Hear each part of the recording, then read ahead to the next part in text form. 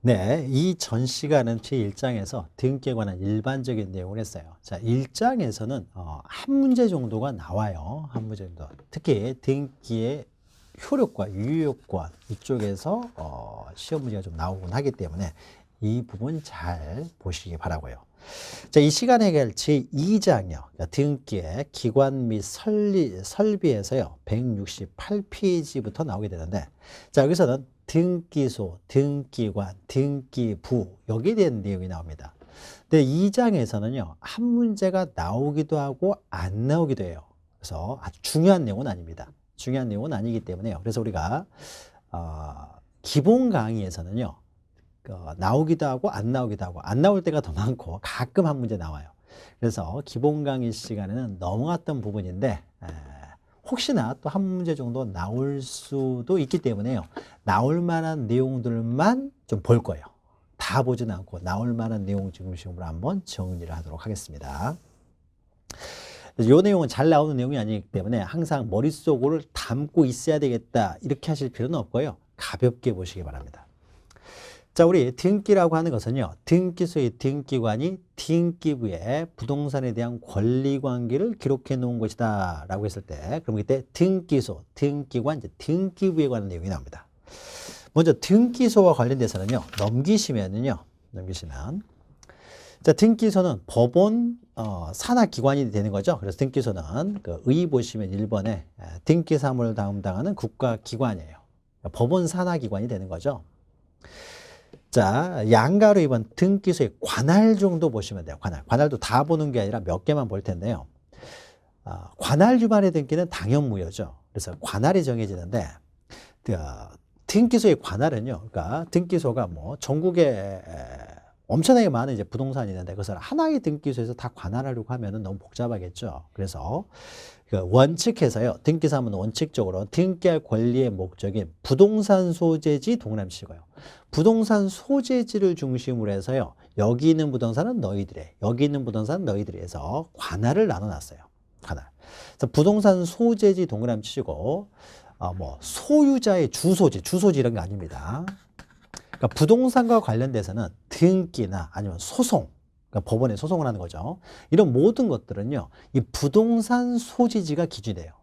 그러니까 뭐 채권자의 주소지, 채무자의 주소지, 소유자의 주소지 이런 게 아니고 다 부동산 소재지, 부동산 소재지를 중심으로 해서 뭐 등기소의 관할권, 또 소송의 관할권, 재판의 관할권 이런 게 정해집니다. 그래서 요거 하나 기억하시면 되고요. 부동산 소재지를 중심으로 해서 관할이 정해진다. 이제 밑에 반가로 2번 보시면 예외해가지고요. 동그라미 1번 보시면 관할 등기소의 지정 이렇게 있는데 이것은 이런 거예요. 만약에 여기는 A 등기소 관할 지역이에요. 그래서 여기는 여러 필지가 있으면 여기 A 등기소 관할이고 여기는 B 등기소 관할 구역이에요. 근데 어떤 사람이 건물을 지었는데요. 이렇게 건물을 지어버린 거예요. 이렇게 건물을 지으면은 이게 어떻게 A 등기소 관할이냐, B 등기소 관할이냐, 관할을 정해야 되겠죠. 자, 등기는요, 오로지 하나의 등기소에서만 해야 돼요. 만약에 하나의 부동산을 2개 이상의 등기소에서 등기를 해버리면은 혼동이 생길 수가 있는, 혼란이 생길 수가 있어요. 그래서 부동산마다 등기는 하나의 등기소에서만 하도록 하고 있어요. 그러면은 A 등기소에서 해야 되냐, B 등기소에서 해야 되냐, 어떻게 하겠어요? 자, 이럴 때는 하나의 등기소에서만 등기를 해야 되기 때문에요. 이럴 때는 등기소는 법원 산하기관이라고 했어요. 그래서 상급 법원, 그러니까 A 등기소 관할 법원이 있겠죠. 또 법원이 있을 거 아니에요. B 등기소의 또 법원 관할 법원이 있겠죠. 그러면 B 등기소 법원과 A 등기소 법원이 공통으로 관할하는 상급 이제 법원, 상급 법원장이죠. 상급 법원의 장이 법원 산하기관이니까 이건 A에서 해라, 이것은 B에서 해라라고 지정을 합니다. 그래서 기억 보시면요. 관할 등기소의 지정에서 여러 등기소의 부동산 여러 등기소의 관할 구역에 걸쳐 있을 때는요. 상급 법원의 장이 관할 등기소를 지정을 합니다. 근데 여기서는요. 처음부터 이렇게 원시적으로요. 걸쳐 있게 되면 상급 법원장이 지정을 하는데 이런 경우는 우리 책에는 없지만 이런 경우는 좀 달라요. 원래는요. 여기가 비등기소 관할이었어요. 이렇게.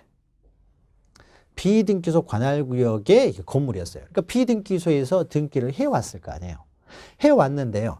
행정구역이 어떤 변경이 생겼어요. 행정구역이 변경이 생겨가지고요. 요렇게 돼버렸어요. 그러니까 여기는 A, 여기는 B 이런 식으로 행정구역 변경이 생겨가지고.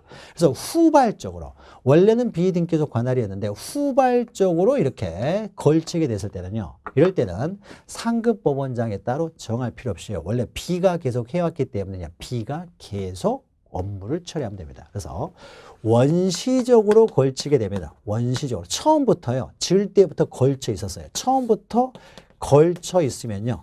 이럴 때는 상급 법원장이 정하게 되고 상급 법원장이 지정을 하게 되는데 후발적으로 처음에는 걸쳐 있지를 않았어요. 그러면은 원래 비등기소 관할을 했는데 후발적으로 갑자기 행정구역 변경 등으로 해서 걸쳐지게 되면요. 이럴 때는 지정할 필요 없고요. 지정할 필요 없고 원래 관할권에 있었던 등기소, 원래 등기소가 기존 등기소죠. 기존 등기소에서 관할을 한다는 거죠. 관할권을 갖는다. 이런 식으로 기억하시면 돼요. 이거 너무 외우려고 하지 마세요. 그냥 한번 이해하고 넘으시면 됩니다. 더 중요한 건 밑에는 관할의 위임입니다. 관할의 위임. 만약에요. 뭐 이렇게 짓는 경우는 없겠죠. 그래서 만약에 여기는 A 등기소 관할구역이고 여기는 B 등기소 관할구역이에요. 이렇게 있습니다. 그러면 여기는 이제 A 등기소 관할이고 B 등기소 관할인데요. 만약에 여기 엄청나게 많은 토지가 있는데 여기가 만약에 개발이 갑자기 많이 돼가지고요. 등기 업무가 엄청나게 폭주하는 거예요. 여기는 등기 업무가 별로 없어요. 없으니까 A 등기소가 지금 폭주를 해가지고 너무 힘들다는 거죠. 그래서 그럴 때는요. 이럴 때는 대법원장이 법원의 최고기관은 이제 대법원장이 되겠죠. 대법원장이 A 업무가 너무 많으니까 여기서부터 여기까지 업무, 여기까지 업무는 아니면 전부를 할 수도 있고요. 이제 일정한 부분을 정해서 이 부분에 대해서는 원래 A가 관할권이 있었지만요. B 등기소에서 이것은 해라라고요. 위임을 시킬 수가 있습니다. 원래는 A 등기소 관할이었지만 B 등기소에 위임을 시킬 수가 있어요. 그래서 A 너무 바쁘니까 여기서부터 여기까지는 B 등기소에서 해라라고 위임을 시킬 수가 있어요. 그러면 그 위임은요. 위임은 딱 관할은 법으로 정해져 있기 때문에 위임을 시킬 수 있는 사람은요. 대법원장만 가능합니다. 그래서 대법원장 기억하시면 돼요. 대법원장. 자, 관할을 위임해서 대법원장 동그라미 치시고요. 대법원장은 어느 등기소의 관할에 속하는 사물을 다른 등기소에 위임하게 할 수가 있다는 거죠. 자, 그러면 이렇게 위임이 이루어지게 되면요. 여기는 원래 A가 가지고 있는 관할권이니까 여기는 위임한 등기소가 되겠죠. 위임 등기소가 될 것이고 여기는 위임을 받은 등기소니까 수임 등기소가 됩니다. 그러면 여기 있는 부동산에 대해서는요. 여기 있는 부동산은 A 등기소나 B 등기소가 다 같이 관할권이 있겠습니까? A 등기소만 관할권이 있겠습니까? B 등기소만 관할권이 있겠습니까? 우리가 앞에서 했죠. 하나의 부동산은 하나의 등기소에서만 관할권을 가져야 돼요. 그러니까 A도 갖고 B도 갖고 이래서는 안 되는 거예요. 하나의 등기소만 가져야 되는데 그러면 누가 가져야 돼요? B 등기소만 관할권을 갖게 되는 거죠. 위임을 했으니까. 그래서 위임한 등기소는 더 이상 관할권은 없고요. 위임받은 등기소만 이제 관할권을 갖는 거예요. 하나의 등기소, 하나의 부동산을 둘 이상의 등기소에서 등기할 수는 없기 때문에. 그래서 위임하게 할 수 있다 위에다가요. 그러면은 수임 등기소만 등기 관할권을 갖는다. 이렇게 옆에다 좀 적어 놓으시면 되죠. 위임한 등기소는 관할권이 없고 위임받은 등기소만 관할권을 갖는다. 자, 방가로 3번 보시면요. 관할 위반의 등기가 있죠. 그럼 만약에요. 관할 위반이 이런 거죠. 만약에 여기에 있는 부동산에 대해서요. 이 사람이 위임이 있다는 걸 몰라가지고 A 등기소에 있는 등기관이요. 등기관이 원래 자기들이 가지고 있는 관할권을 가지고 있었기 때문에 모르고요. A 등기소에 등기를 해버렸어요. A 등기소는 관할권이 없다고 했죠. B 등기소만 관할권이 있는데 A 등기소에 등기를 해버리면은 관할 위반의 등기가 되고요. 권한 없는 자가 등기를 했기 때문에 이것은 당연무효가 된다는 거죠. 각하 시간에 또 하는 거죠. 그래서 관할 위반의 등기는 등기할 권한이 없이 한 것이기 때문에 실체관계 부합 여부를 불문하고 언제나 당연무효가 된다. 그러니까 원래 각하를 했어야 되는데 각하하지 않고 등기를 하게 되면 당연무효가 되고 따라서 이를 발견하면 직권 말소할 수가 있다는 겁니다. 관할의 변경은 넘어가시고요. 등기 사무에 정지가 있는데 양가로 4번은 만약에 A 등기소에서 어떤 사고가 발생을 했습니다. 어떤 불미스러운 사고가 발생을 했어요. 자, 그러면 A 등기소에서 어떻습니까? 이 등기 업무를 할 수가 없어요. 이 여기 있는 엄청나게 많은 토지 건물이 있는데 등기할 수가 없으면은요. 그러면 여기 있는 사람들 등기하고 싶으면은 사고가 발생해가지고 이걸 대법원장이 정지를 시켜버렸어요. 너희 등기소 잠시 정지하고 있어라 이거죠. 그러니까 관할의 정지, 그러니까 등기 사무의 정지도요. 대법원장만 할 수 있어요. 이런 위임이라든지 정지도 대법원장만 시킬 수가 있습니다. 대법원장이 정지를 시켜버렸어요. 정지를 해버리면 어떻습니까? 이제는 A 등기소에는 이 사무를 할 수 없어요. 사무를 할 수 없으면 여기 있는 부동산 소유자들은 등기를 하고 싶을 때 그러면 등기를 못하게 되는 문제가 생기는 거죠. 따라서 대법원장은 정지를 시켰으면요. 그러면 이 업무는 누가 대신하도록 위임도 해야 될 거 아니에요. 그래야 이 부동산에 대한 등기를 할 수 있으니까. 그래서 정지와 위임은요. 함께 이루어지는 경우가 많습니다. 자, 그러니까 위임을 대법원장이 하면은 정지도 대법원장이 한다. 즉 정지를 대법원장이 하면 위임도 대법원장이 한다라는 걸 기억하시면서요. 만약에 정지가 된 기간, 정지 기간 동안에 만약에 A 등기소에 등기를 해버리면 어떻게 됩니까? 이것도 어떻습니까? 관할권 없이 한 등기가 돼요. 그러니까 이것도 당연무효가 됩니다. 자, 그래서 등기 사무의 정지도요. 동그라미 1번 대법원장이 한다는 거 요거 기억하시면 돼요. 대법원장은 기간을 정하여 등기 업무의 정지를 명할 수가 있습니다. 위임하고 정지는 대법원장이 한다. 네, 2번 보시면 이 정지 기간 동안에 만약에 등기를 해버리면은 모르고 등기를 해버리면요. 이것도 당연무효예요. 우리 책에서는요. 그냥 29조 제 2호라고 했는데요. 2호보다는 1호가 더 가깝겠죠. 2호는 등기사항이 아닌 것에 대한 등기죠. 등기할 수 없는 물건, 등기할 수 없는 권리에 관한 등기를 한 것이고요. 정지기간에 등기를 했다는 것은 권한 없이 등기소에서 등기를 한 것이니까요. 오히려 1호에 더 가깝죠. 그러니까 1호냐 2호냐 이건 중요한 건 아니고요. 아무튼 정지기간 동안에 한 등기도 당연무효다. 그러니까 직권 말소 대상이 된다. 대충 의미를 이해하셨죠? 그래서 여기서 중요한 것은 위임과 정지는 대법원장이 한다. 종을도 이렇게 잘 기억하시면 돼요. 그 다음에 등기는요. 등기소 이제 관할, 그러니까 A 등기소 관할 내에 있는 등기 업무다 그러면은 등기소에 이제 있는 그 공무원이죠. 등기관이 등기를 하게 되겠죠. 등기관이 나옵니다. 자, 관할이 먼저 정해지고 그 관할 구역 안에 있는 그 등기관이 이제 등기를 하게 되겠죠. 등기관과 관련된 내용이에요. 등기관은 등기소보다도 덜 중요해요. 그래서 자, 의 보시면요. 동그라미 1번 172페이지 보시면은 등기관은 등기소에서 근무하는 뭐 법원 서기관, 법원 등기 사무관 이렇게 있는데 그냥 법원 공무원 이렇게 생각하시면 돼요. 등기소가 법원 산하기관이니까 등기관은 법원 공무원이다. 이렇게만 기억하시면 돼요. 등기관과 관련돼서는 양가로 2번 보시면요. 등기관이 만약에 자기 부동산을요. 자기 관할 구역에 있는 자기 부동산을 자기가 스스로 혼자서 등기를 할 수 있을까요? 아무래도 이렇게 하게 되면 부실 등기가 될 가능성이 있죠. 자기 배우자의 부동산을 등기한다든지 부실 등기가 될 가능성이 있기 때문에요. 자기나 또 일정한 관계에 있는 친족의 등기에 있어서는 일정한 제한을 두고 있습니다. 그 제한이 바로 이제 그 양가로 2번에 있어요. 등기관은 자기 또는 배우자 또는 사촌 이내의 친족이 등기를 신청할 때요. 등기를 신청할 때는 단독으로는 등기를 못하도록 합니다. 부실 등기가 될 수가 있으니까. 그리고 상단에 보시면 배우자 등의 관계가 끝난 후에도 같다. 그러니까 이혼한 후에도 마찬가지예요. 이혼한 전 배우자에 대한 등기도 못해요. 만약에 전 배우자만 할 수 있다 그러면요. 일부러 부실 등기를 하기 위해서 이혼을 해버릴 수가 있잖아요. 이혼한 척 해가지고 이혼하고 난 다음에 등기를 해버리면 또 부실 등기가 될 수가 있기 때문에 이혼을 했다고 하더라도 전 배우자의 등기도 단독으로는 못해요. 그럼 어떻게 해야 되냐? 등기를 못하는 건 아니고요. 동그라미 2번 보시면 이 경우는 이렇게만 합니다. 그 등기소에서 소유권 등기란 성년자로서 배우자 등이 아닌, 그러니까 배우자가 가까운 친족 아니죠? 친족이죠. 이런 사람들이 아닌 2인 이상의 참여가 있어야만 할 수 있어요. 즉 단독으로는 못하고 2인 이상의 참여가 있어야만 가능하다. 그래서 등기관의 업무 처리가 때로는 제한될 수가 있다라는 거고요. 밑에는 양가로 3번은 등기관의 책임인데요. 자, 등기관이 부실 등기를 일부러 고의로 해버릴 수도 있잖아요. 나한테 마음에 안 든다고 해서. 등기관이 등기를 잘못하면은 부동산에 대한 등기가 잘못되면은요. 엄청난 손해가 발생할 수도 있잖아요. 소유 명의인들에게. 그러면 등기관이 잘못해가지고요. 소유자 뭐 권리자가 되겠죠. 일반적으로 권리자. 권리자에게요. 손해가 발생했어요. 손해가 발생하면 어떻습니까? 권리자는 등기관에게 이제 손해배상을 청구할 수가 있어요. 근데 등기관이 뭔 돈이 있겠어요? 뭐 권리가 뭐 부동산 권리면 뭐 몇억, 몇십억이 될 수도 있는데요.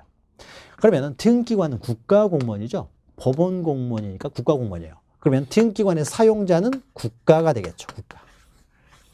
그러면은 국가에 대해서요. 그 사용자로서 책임을 물어서요. 국가에 대해서 손해배상을 청구할 수도 있습니다.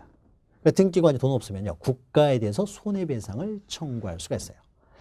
자, 그러면 이런 거 국가공무원에 대해서는 국가공무원이 국민에게 손해를 줬을 때는 국가가 대신 책임을 집니다. 또는 지방공무원이 손해를 주면은 지방자치단체가 대신 책임을 지도록 하고 있는데요. 이것은 공무원은 법원 공무원만 있는 것이 아니라요. 뭐 엄청나게 많은 공무원들이 있죠. 그래서 그 공무원들이 한 행위에 대해서는 뭐 등기 공무원뿐만 아니라 뭐 경찰 공무원일 수도 있고요. 뭐 동사무소 공무원일 수도 있고요. 이런 공무원들이 국민에게 손해를 주면은 국가나 지방자치단체가 대신 책임을 지도록 하는 법이 있는데요. 이 법이 국가배상법이에요. 그러니까 등기관만 해당되는 건 아니고 모든 공무원이 해당되기 때문에요. 이 공무원의 어떤 불법 행위로 손해를 발생했을 때 국가나 지방자치단체가 대신 책임을 지도록 하는 일반 법이 있는데 이것이 국가배상법이 있습니다. 그래서 이 권리자는요. 국가배상법에 따라서 국가에 대해서 손해배상을 청구할 수 있어요. 그럼 이것은 보죠. 1번 보시면요. 등기관이 잘못을 했을 때 그 등기관의 책임, 국가가 대신 책임진다. 이런 것은요. 등기법의 규정은 없고요. 두 번째 줄 보시면 국가배상법에 규정됐어요. 그래서 국가배상법에 따라서 국가를 상대로 손해배상을 청구할 수가 있습니다. 이것만 기억하시면 돼요. 등기관의 잘못에 대해서 국가가 손해배상을 지게 되는데 이것은 부동산 등기법의 근거 규정이 있는 것이 아니라 국가배상법에서 규정하고 있고 국가배상법에 따라서 손해배상을 청구할 수는 있다. 국가배상법만 동그라미 치면 됩니다. 자, 그러면 넘기시면요. 이제 등기관은 여기까지만 보시면 되고 그 다음에 이제 등기부가 나오죠.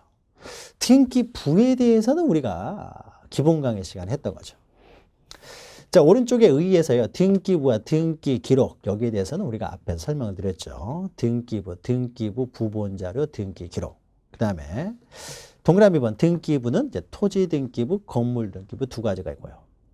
또 물적 편성주의에서 우리 등기부에 이제 여러 가지 등기 기록이 있는데 이런 등기 기록들은 부동산을 중심으로 해서 등기 기록을 두는 방법으로 등기부를 편성한다. 그래서 물적 편성주의라고 하는 거죠.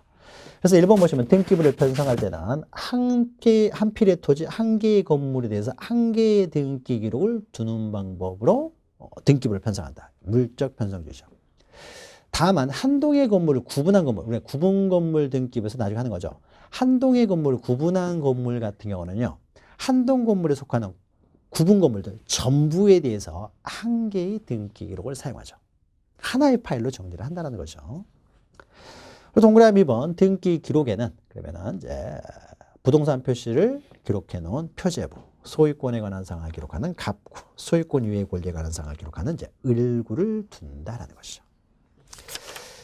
자, 넘기시면 이거는 우리가 기본 강의 시간에 했죠. 그래서 등기부를 보면서 그때 설명을 드렸고 176페이지 하단에 있는 구분 건물 등기 기록에 대해서는요. 뒤에서 우리가 구분 건물 등기부 맨 마지막 시간 하죠. 그때 정리를 합니다. 자, 오른쪽에요. 177페이지 보시면 등기부의 관리예요. 자, 관리. 여기서도 이제 한 문제 정도가요. 그러니까 2장에서는 한 문제가 단독으로는 잘 안 나오고요. 다음 중 우리나라 등기에 관한 설명으로 더 좀 옳은 것, 틀린 것 하면서요. 한두 지문이 막 들어갈 수가 있어요. 그래서 우리가 앞에서 등기소나 등기관에 관한 내용이 한두 지문으로 들어갈 수가 있다는 거예요. 그러니까 그때 이제 그것을 맞추시라는 거예요. 단독으로 한 문제는 잘 안 나오고요. 자, 그 다음에 177페이지 등기부의 관리 있는데요. 등기부의 관리도요. 단독으로는 잘 안 나오고 등기에 관련된 지문을 하면서 한두 지문이 들어갈 수 있어요. 근데 등기부의 관리도 우리가 기본 강의 시간에 하지 않았고 이제 심화 강의 시간에 하게 되는데 이 내용은 먼저 개념들을 잘 먼저 기억을 하셔야 돼요. 넘기시면 178페이지에 등기부 등의 이제 관리, 보조 이렇게 나오는데요. 먼저 우리가 등기부라는 게 있어요. 등기부는 엄청나게 큰 디스크라고 했죠. 디스크 안에였습니까? 다 이제 등기 기록에 들어가 있는 거죠. 그래서 등기부라는 게 있고요. 그런데 우리가 등기법을 공부하다 보면요. 원래 등기부에 기록을 해야 되는데 빠져나온 것들이 있어요. 원래 여기다가 등기부에다 기록을 해야 될 내용인데 기록하기가 좀 복잡하다. 그러면 따로 빼가지고 장부를 마련하는 게 있죠. 대표적인 것이 이런 거죠. 우리가 신탁 등기 하면은요. 신탁 등기는 등기 기록에 기록을 해야 되는데 거기다 다 기록을 못하기 때문에 따로 신탁 원부를 만든다는 거죠. 신탁 원부. 그래서 신탁 원부를 만들어 가지고 원래 등기부에 기록해야 될 것을 따로 빼가지고 신탁 원부에다가 신탁 등기에 관한 자세한 사항은 기록을 하고요. 또 이런 것도 있죠. 우리가 공동담보가 4개까지는요, 등기부에 그대로 기록하는데, 공동담보물이 5개 이상이면은 이걸 등기부에다 기록할 수가 없기 때문에 공동담보 목록을 만들어서 따로 여기다 기록하죠. 원래 등기부에 기록해야 되는데, 5개 이상이면요, 공동담보 목록을 작성하죠. 전세 목적물이 5개 이상인 경우에도 공동전세 목록을 따로 작성을 합니다. 등기부에 기록하지 않고요. 따로 빼가지고. 원래 여기다 기록해야 될 것인데 따로 나와 있는 소리예요. 그 다음에 우리가 매매의 대상이요. 2개 이상이면은 이런 경우도 어떻습니까? 2개 이상이면 매매 목록이라는 걸 따로 작성을 해요. 또 매매의 대상이 하나라고 하더라도요. 매도인이나 매수인 여러 명이면은 이때도 매매 목록을 작성하죠. 원래는 등기부에 기록을 해야 되는데 여기다 다 기록할 수 없으니까 따로 빼가지고 작성한 소리예요. 그리고 또 하나가요. 부동산 일부에 대한 용의권을 설정할 때는 도면을 들고 가야 되는 거죠. 그러니까 부동산 일부에 대해서 용의권을 설정할 때는요. 그럼 일부의 범위를 등기부에 기록을 합니다. 기록을 하는데 이것을 뭐 동남쪽으로 몇 메타 뭐 이런 식으로 이렇게 적을 수가 없기 때문에 적지만은 이것만으로는 정확하게 특정이 안 되기 때문에요. 도대체 어디서부터 어디까지나 얘가 도면을 들고 가는 거죠.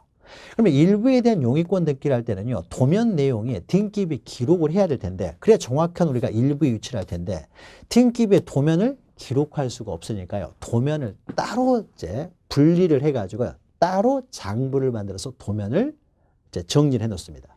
도면. 그럼 이 4가지요.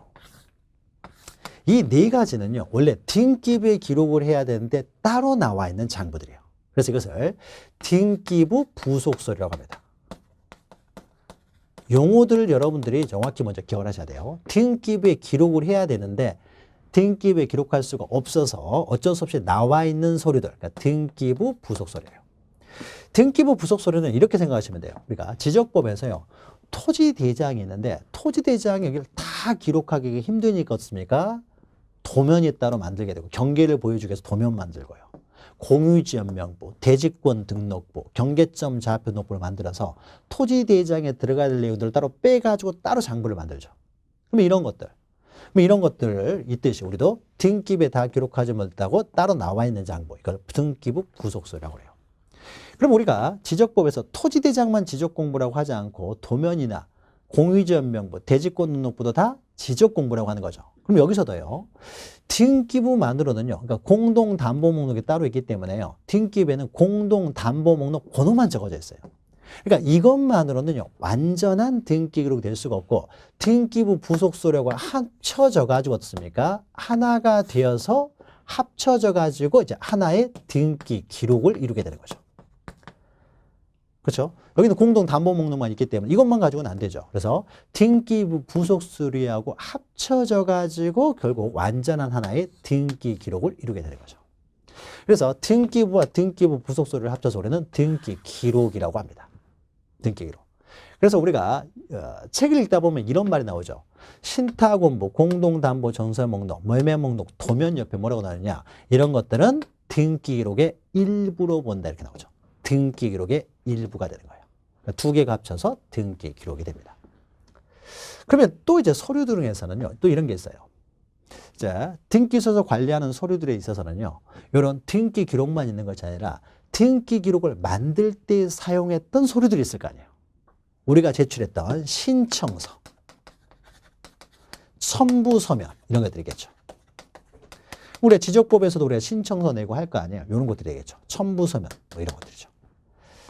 그러니까 이런 장부들도 등기소에서 관리를 합니다. 그럼 이런 장부들은요, 이런 장부는 어떻습니까? 이런 장부들은 등기부는 아니에요. 그렇죠? 등기 기록도 아닌 거죠. 등기 기록에 만들 때 사용했던 서류들 뿐인 거예요. 그러면 이런 서류들을요, 다 합쳐서 뭐라고 하냐면요, 신청서, 우리 법에서 표현할 때는 기타 부속서류라고 합니다. 신청서, 기타 부속서류. 등기부 부속서류는 등기부에 들어갈 내용이 나와 있는 내용이니까 요 네 가지만은 우리는 등기부 부속서류라고 하고요. 나머지 서류들은요, 신청서, 기타 부속서류라고 해요. 그러면 이러한 서류들은 어떻습니까? 등기 기록은 아니에요. 기록을 만들 때 사용했던 서류들 뿐이에요. 그러면 이런 것들은 뭐라고 하냐면요, 등기 기록은 아니고 등기 기록을 만들 때 사용했던 서류들이라 그래서요, 등기 기록 부속서류라고 해요. 용어들을 여러분들이 명확하게 먼저 기억을 하셔야 돼요. 그래서 등기부가 있고 등기부에 들어갈 내용이 따로 나와 있는 등기부 부속서류가 있고 등기부와 부속서류, 등기부 부속서류를 합쳐서 우리는 등기기록, 한 개의 등기기록을 이루게 되고요. 그리고 그 이외에 신청서나 첨부서면 이런 것들은 등기기록을 만들 때 사용했던 서류니까 이것을 등기기록 부속서류라고 한다. 등기부 부속서류하고 등기기록 부속서류를 구별하시면 됩니다. 이 두 가지는 등기기록이고요. 그 다음에 등기 이제 장부들이 여러 개 나오는데요. 요거하고 요거 특히 요거 네 개는 잘 기억하시고요. 그 다음에 등기부 중에서는요, 폐쇄 등기부라는 게 있어요. 폐쇄 등기부의 개념도 잠깐 보시면요, 이런 것들이에요. 여러 가지 원인에 의해서 폐쇄 등기부는 만들어지지만은요, 대표적인 것이 이런 겁니다. 자, 갑이라고 하는 사람의 최초의 소유자로서 보존 등기가 되어 있어요. 그래서 2에서 을 앞으로 이전 등기가 되어 있습니다. 그리고 3 해가지고 병 앞으로 또 이전이 되어 있어요. 자, 이렇게 되어 있는데요, 병이 다시 또 정에게 이전 등기래요.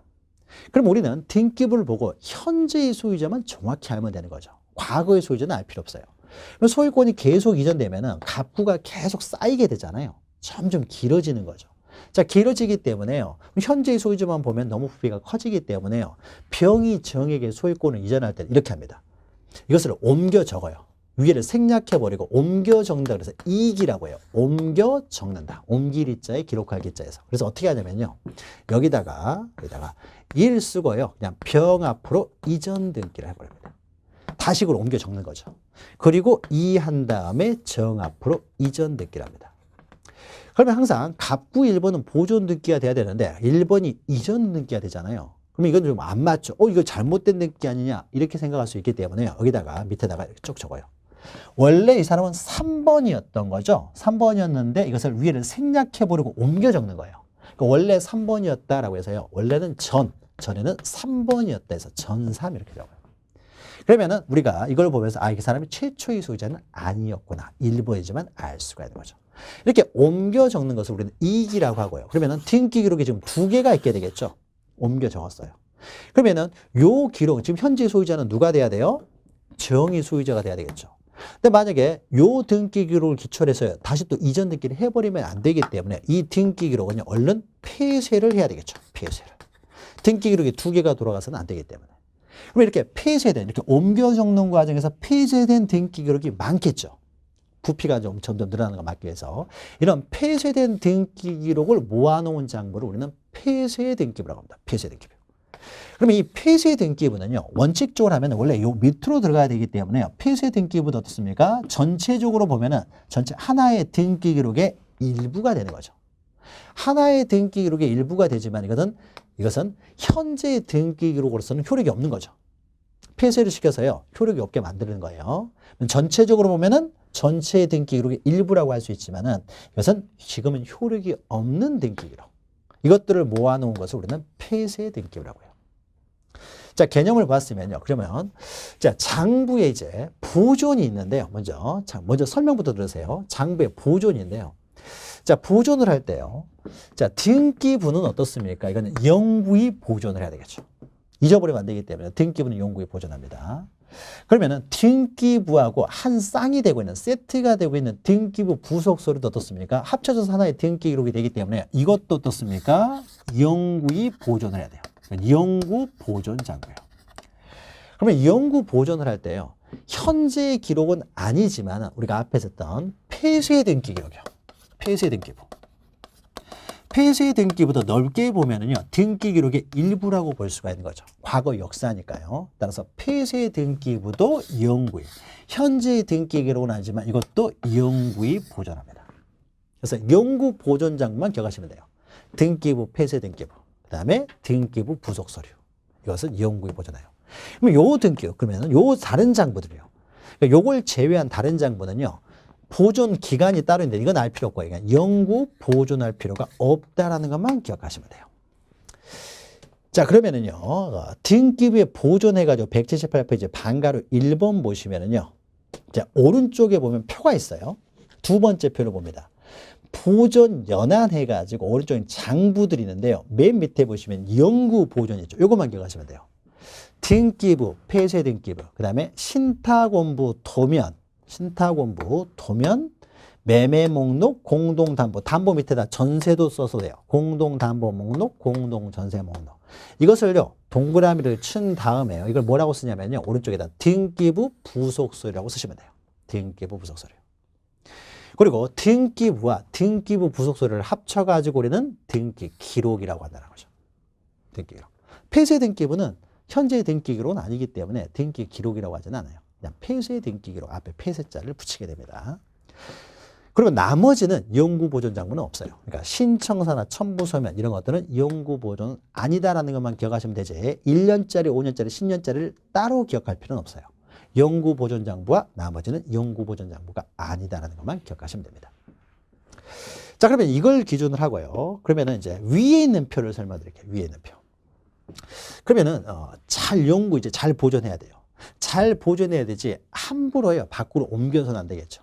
밖으로 옮겨서는 안 됩니다. 그래서 우리가 지적 공부도요 함부로 밖으로 옮겨서는 안 되죠. 그래서 반출은 어떨 때만 반출됩니까? 천재 집안 비원 또는 시도지사 승인이 있을 때만 반출이 되는 거죠. 그럼 마찬가지로요 등기 기록 등기부도요 함부로 반출해서는 안 돼요. 그럼 어쩔 때만 반출이 되냐면요 이 등기 기록은요 천재지변의 경우에만 반출이 됩니다. 천재지변의 경우만 반출이 되는 것이지 함부로 반출할 수 없어요.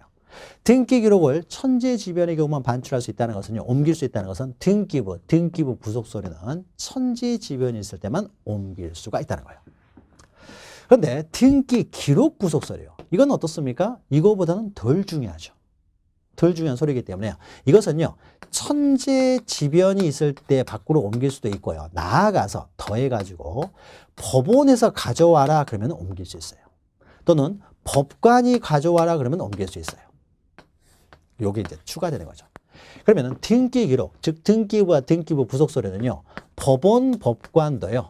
밖으로 옮길 수가 없어요. 천재지변의 경우만 옮길 수가 있습니다. 자, 이것을요. 자, 보면은 등기부 등 이렇게 했는데요. 거기에 첫 번째 메뉴 보시면요. 등기부 등 이렇게 되는데 등기부 플러스 등기부 부속서류를 말하는 거예요. 합쳐놓으면은 등기 기록이 되겠죠.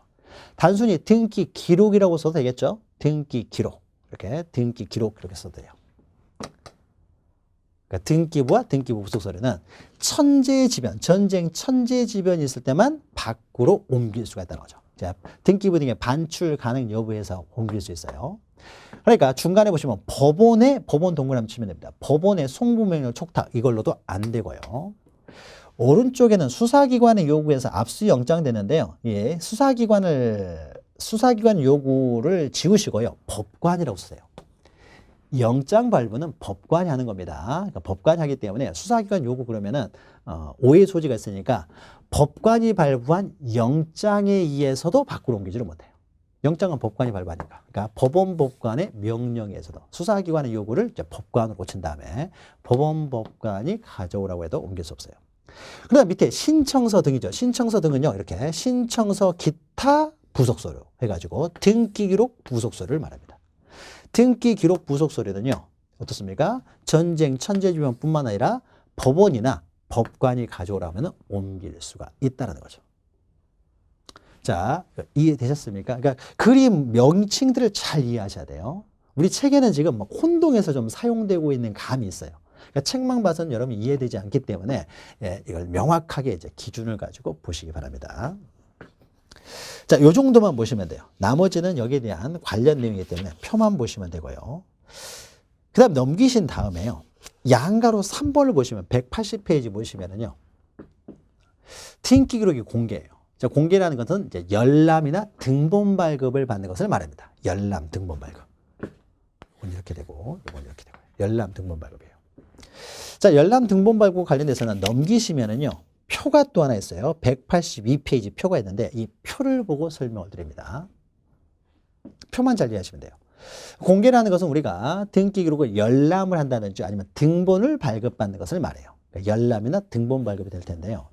자, 먼저 맨 위에 등기 기록이 있죠. 등기 기록은 뭘 나타낸다고 했어요? 등기부나 등기부 부속 서류를 말한다고 했죠. 자, 저 보죠. 여러분, 등기부 누구든지 볼 수 있습니까? 누구든지 볼 수 있죠. 수수료만 내면 누구든지 등기부는요, 열람 등본 발급이 가능해요.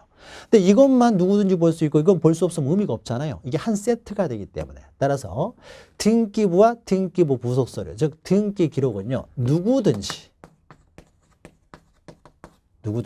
열람 등본 발급이 가능합니다. 자, 그런데 등기 기록 부속 서류요. 그러니까 이렇게 나누면 등기 기록 부속 서류는요. 여기는 신청서, 첨부서면 이런 거예요. 그럼 여기는 개인 정보들이 많이 들어가 있어요. 인감 도장도 찍혀질 거 막 할 거 아니에요. 그래서 이런 것들은 어떻습니까? 굴러다니면 안 돼요. 내가 써낸 신청서가 굴러다니면 안 되잖아요. 따라서 이런 것들은 누구든지 열람 등본 발급을 받을 수는 없고요. 꼭 봐야 되는 사람, 이해관계인만 볼 수 있어요. 이해관계인만. 그러면 이해관계인도요. 이해관계도 열람만 가능한 것이지. 이해관계인이 만약에 등본을 발급받으면요. 복사본을 받아버리면 이것을 다른 사람한테 빌려줘 버릴 수도 있잖아요. 굴러다녀 버릴 수가 있잖아요.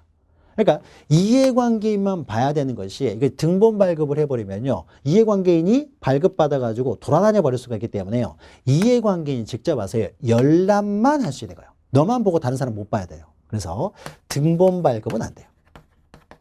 발급은 안 되고 이해관계인이 와가지고 열람만 가능합니다. 필요하면은. 그러면 열람을 할 때요. 사진 찍어가면 안 될 거 아니에요. 그러면 실제로 등본 발급하고 동일하게 되기 때문에 열람을 할 때는 어떻게 해야 되냐? 등기관 보는 앞에서. 사진 못 찍게 해야 되니까 보는 앞에서 열람만 가능해요. 요거 좀 구별하시면 돼요. 자, 그럼 보죠. 요걸 기억해서 이걸 전제로 해서요. 자, 열람, 등기 기록이요. 등기부와 등기부 부속 서류를 말한다고 했어요. 이 등기 기록은 누구든지 수수료를 납부만 하면요. 열람도 가능하고 오른쪽에 누구든지 수수료만 납부하면 발급도 가능합니다. 열람. 누구든지 열람 등본 발급이 가능해요. 그럼 밑에 점 이렇게 돼 있는 것은요. 자, 대리인이 열람 신청이에요. 그러니까 내가 직접 가는 것이 아니라 대리인을 통해서 열람합니다. 이것은 어차피 누구든지 볼 수 있기 때문에 대리인도 누구나 볼 수 있는 거예요. 수수료만 내면. 그러니까 누구든지 볼 수 있기 때문에 대리인이 가서도 얼마든지 볼 수 있기 때문에 대리권 증명서를 가져갈 필요가 없어요. 어차피 그 사람도 볼 수 있는 거니까. 그래서 대리인이 열람할 시에도 또는 대리인이 등본 발급 신청할 때 대리권 증명서를 가져올 필요가 없어요. 가져올 필요가 없고. 그 다음에 그러니까 대리권 증명서를 필요가 없다는 거죠. 대리인은. 그 다음에 두 번째 보시면요. 등기는 다 전산화가 되어 있기 때문에요. 관할 등기소만 갈 필요는 없고요. 아무 등기소에 가서도 열람 등본 발급이 가능해요. 그러니까 관할 아닌 등기소에서도 가능하다는 거죠. 그럼 밑에 보시면요. 부속 서류인데요. 밑에다 적어야 되겠죠. 이것은 등기부 부속 서류를 말하는 것이 아니라 등기 기록 부속 서류, 즉 신청서 기타 부속 서류예요. 신청서나 첨부서면을 말합니다. 자, 이건 어떻습니까? 이해관계 있는 자, 여기다 동그라미 치면 되겠죠. 이해관계 있는 자만 보는 거예요. 누구든지 볼 수 있는 게 아니고. 그리고 누구든지 볼 수 있는 것이 아니라 이해관계 있는 자만 가능해요. 그것도 뭐만 가능합니까? 열람만 가능하죠. 오른쪽에 등본 발급은 안 된다는 거죠. 등본 발급은. 그러면요, 이해관계 있는 자만 가능하다 옆에다가 등기관 번호 앞에서 쓰면 되겠죠. 등기관 번호 앞에서 열람만 가능하다. 그럼 밑에 대리인이 열람 신청을 합니다. 그럼 대리인은 어떻습니까? 아무나 볼 수 있는 것이 아니라 이해관계인만 열람할 수 있는 것이기 때문에 대리인이 와서 보려면요. 대리권 증명서를 가지고 와야 돼요. 나는 이해관계, 이 사람의 대리인이다 라는 대리권 증명서면을 가져와야 돼요. 요건 대리권 증명서면 필요 없죠. 누구든지 볼 수 있으니까. 그래서 대리인이 열람 신청 시에는 대리권 증명 정보가 필요하다는 거예요. 다만 이것도 어떻습니까? 만약에 전산화가 돼 있으면요. 등기소 아닌 곳에서도 가능하겠죠. 근데 신청서 이런 것까지 다 전산화가 돼 있지는 않아요. 첨부서면 이런 것들은. 그 밑에 있는 건 중요한 것은 아니고 대리권한 증명서를 이때는 가져와야 된다. 라는 거죠. 그러면은 밑에 있는 내용을 보죠. 밑에 있는 내용 보시면요. 발급해가지고 있죠. 발급 보시면은요. 누구든지, 등기 기록은 열람 등본 발급이 가능한데 밑에 보시면은 유인 발급이라는 것은요. 등기소 가가지고 이제 발급받는 거예요. 그런데 법원이나 등기소에는요. 무인 발급기가 있어요. 무인 발급기에서 그냥 발급을 받을 수도 있어요. 그리고 현실은 어떻게 발급받죠? 다 인터넷을 통해서 발급받죠. 그렇죠? 인터넷을 통해서도 발급이 가능합니다. 자, 그러면요. 밑에 있는 내용, 그 박스 밑에요. 1, 2, 3, 4가 있는데요. 요걸 또 정리해보죠. 1번 보시면 부속서류라고 했는데 부속서류는요. 신청서 및 첨부서면 여기까지만 기억하세요. 도면은 여기에 해당돼 버립니다. 그러니까 좀 잘못됐죠. 그러니까 우리가 부속서류 그러면요. 등기기록 부속서류를 말해요. 그러니까 위에 있는 건 등기기록이고 밑에 있는 부속서류는 등기기록 부속서류를 말합니다. 등기기록 부속서류는요. 신청서나 첨부서면을 말하고 도면은 등기기록에 들어가 버려요. 그러니까 도면은 빼고 신청서 첨부서면만 기억하시면 되고요. 그리고 2번 보시면요. 자, 신탁원보 공동담보 전세 목록, 도면 매매 목록. 이걸 뭐라고 합니까? 밑에 쓰면 되겠죠? 등기부 부속서류예요. 이것은 등기록의 일부로 봅니다. 그러니까 이것도 누구든지 열람 등본 발급이 가능해요. 그럼 우리가요. 등기 신청을 할 때요. 지적 공부를 생각해 보죠. 토지대장 신청하면 토지대장만 나오지 공유전명부가 딸려 나오지는 않습니다. 따로 신청을 해야 돼요. 토지대장 신청한다고 지적도가 딸려 나오는 건 아니에요. 따로 신청을 해야 되죠. 그래서 만약에 등기부를 신청하면요. 등기부만 발급이 되고요. 나중에 등기부를 봤더니 무슨 공동담보문으로 이렇게 써 있습니다. 그래서 이것도 따로 신청해야 발급을 하는 거예요. 근데 이런 공동담보 목록이 있다는 건 서로 처음부터 알아가지고요. 알아가면 어떻습니까? 등기부와 요것을 함께 신청을 했을 때만 이것도 발급해 주는 거예요. 같은 등기 기록이라고 해서 요거 신청하면 당연히 딸려 나오는 게 아닙니다. 그래서 목록은 함께 신청 동그라미 치시고요. 함께 신청한다는 뜻의 표시가 있는 경우에만 발급을 하는 것이지 요것만 신청하면 요것만 나온다는 거예요.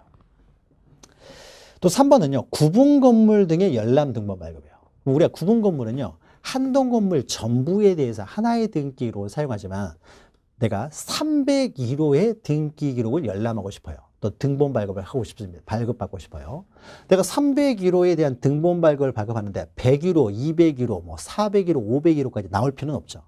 그래서 우리가 등기 기록을 편성할 때는요. 한 동 건물 전체를 하나의 등기 기록, 하나의 파일에 편성을 하지만은 열람 등본 발급 받을 때는요. 이때는 전유 부분, 해당 그 전유 부분의 표제부 갑구 을과 그다음에 한 동 건물 표제부 이것만을 1등기 기록으로 하고 열람 등본 발급이 됩니다. 따라서 구분 건물의 열람 등본 발급에 있어서는요. 한 동 건물 표제부와 해당 전유 부분의 표제부 갑구 을고 여기까지만을 한 개의 등기 기록으로 보고 요것만 발급해 준다는 거죠. 4번은 그냥 일반적인 내용이에요. 등기 신청이 접수된 부동산에 관하여 등기관이 등기를 아직 마치기 전까지는요. 발급해 줘서는 안 되겠죠. 다만 이 발급을 하면서 등기 신청 사건이 접수되어 처리 중에 있다는 뜻을 이제 표시하여 발급할 수는 있지만 원칙적으로 등기가 완료되기 전까지는 발급해서는 안 된다라는 겁니다. 자, 요 내용. 그러니까 요것도 어떻습니까? 다 요 기본 개념을 기억을 하셔야 연결되는 거죠. 그래서 일단 등기부 부속서류, 등기기록 부속서류, 그다음에 등기기록 이런 것들을 구별하셔서 영구보존장부와 영구보존하지 않는 것, 그다음에 밖으로 옮길 수 있느냐 없느냐에 있어서 차이가 생기는 거고요. 그다음에 열람 등본 발급에 있어서 이런 차이가 생기는 거죠. 그러니까 개념적을 잘 기억하시면 됩니다. 자, 요거 잘 기억하시면 돼요. 요게 말이 조금 바뀌어서 나올 수 있기 때문에 요것을 잘 정리하시면 됩니다. 자, 그리고요, 요 정도 넘어가시고요. 184페이지를 보시면요. 우리가 일반적으로 등기 기록의 열람 등본 발급은 지금은 다 인터넷으로 하죠. 인터넷과 관련돼서는 하나만 기억하죠. 185페이지 보시면요. 제5조에서 신청에 관한 특칙에서요.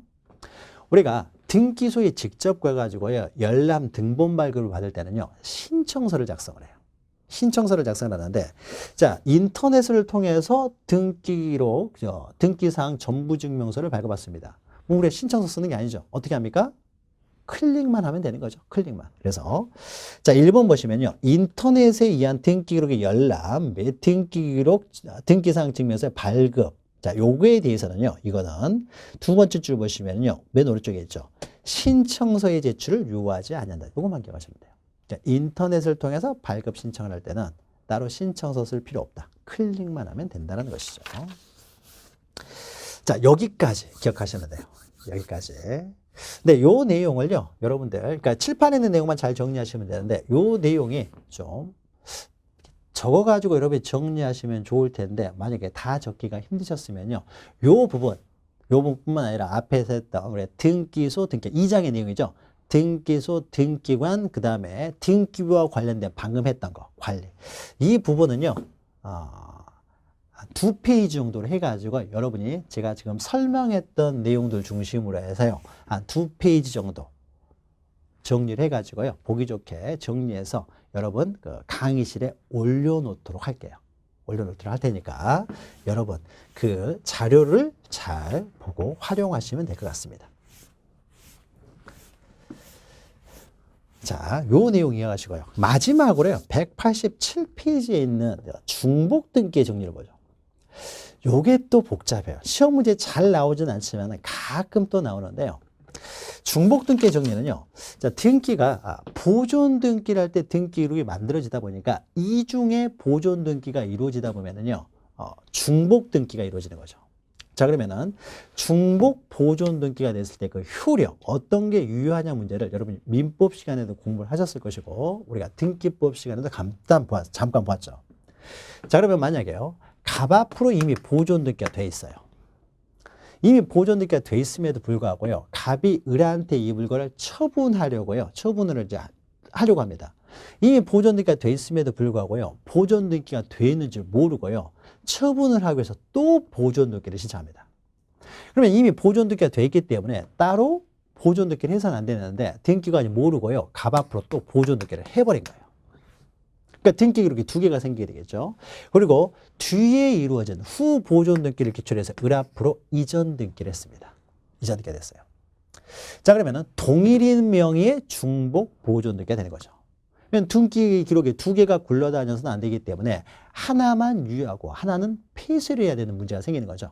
자, 이때 유효 무효 문제하고 뭘 폐쇄하는 문제, 요게 이제 나옵니다. 또 하나는 또 이런 게 있어요. 갑 앞으로 보존 등기가 이미 돼 있어요. 그리고 갑이라는 사람으로부터 을 앞으로 이전 등기가 돼 있습니다. 근데 을로부터 병이 이걸 매수를 했어요.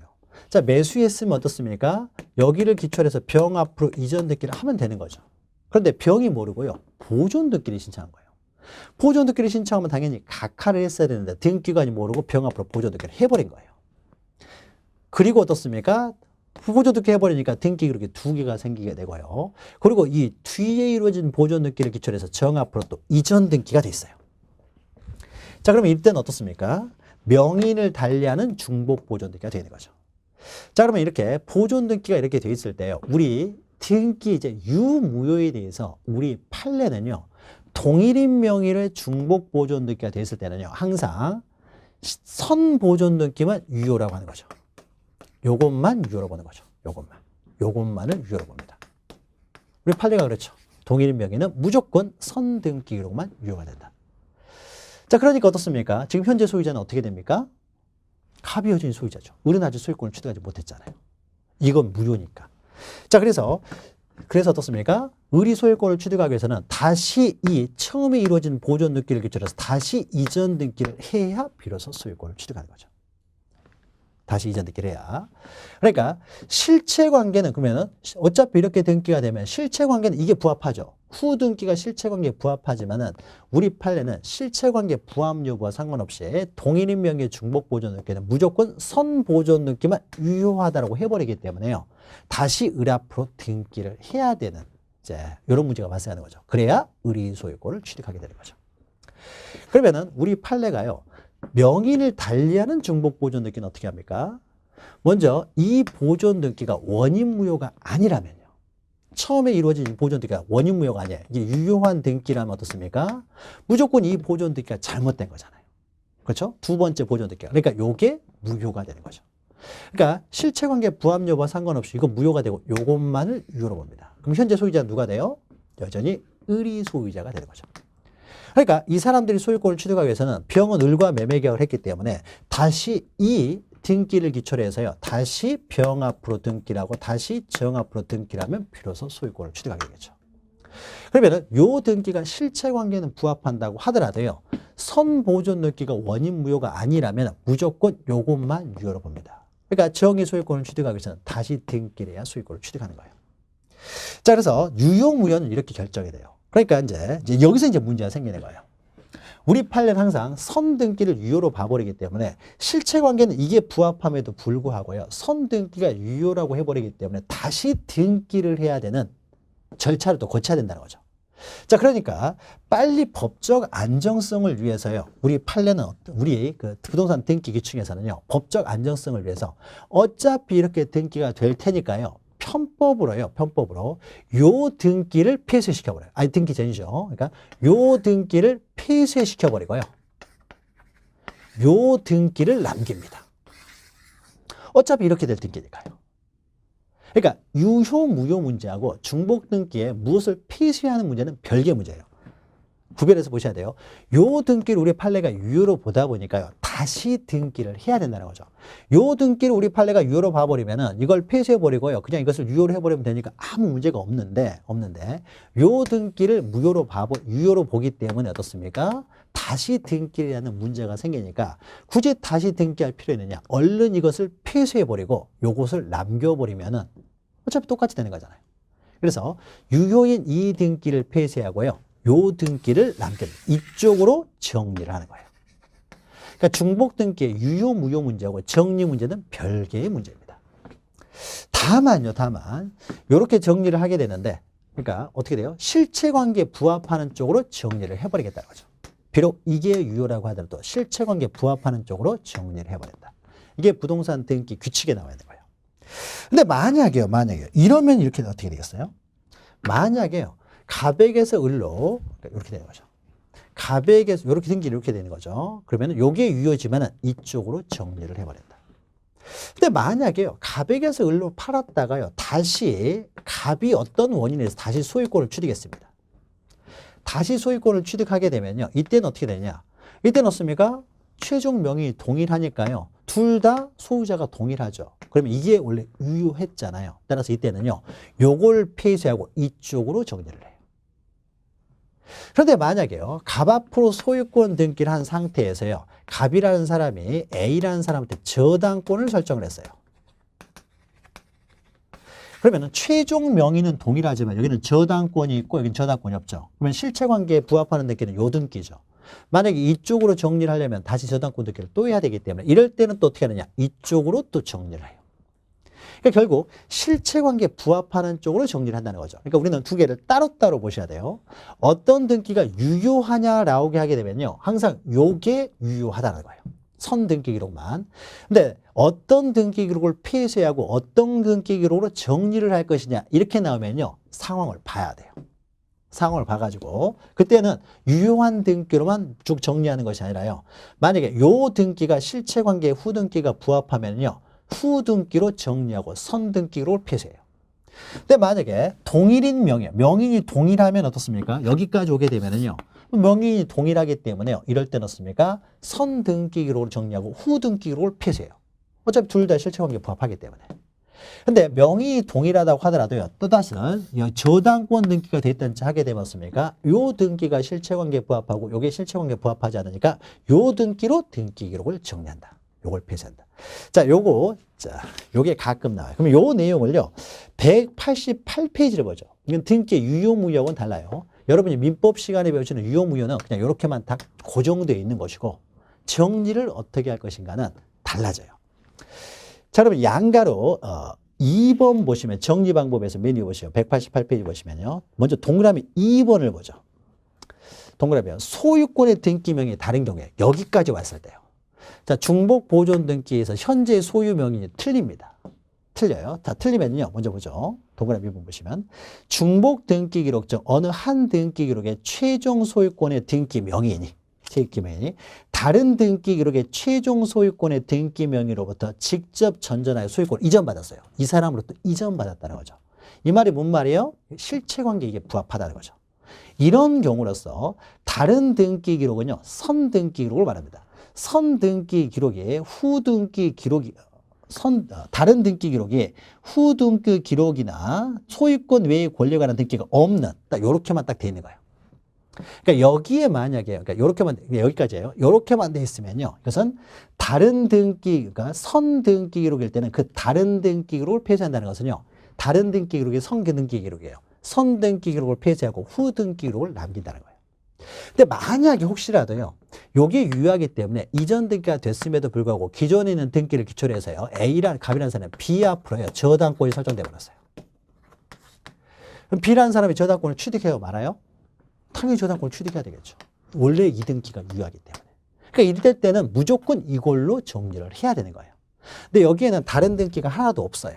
하나도 없고 여기까지만 돼 있으면 요 등기가 실체관계에 부합하기 때문에 이럴 때는 선등기 기록, 그 다른 등기 기록은 선등기 기록이고 이것을 폐쇄하고요. 후등기 기록으로 정리한다. 이걸 남겨버리겠다는 거예요.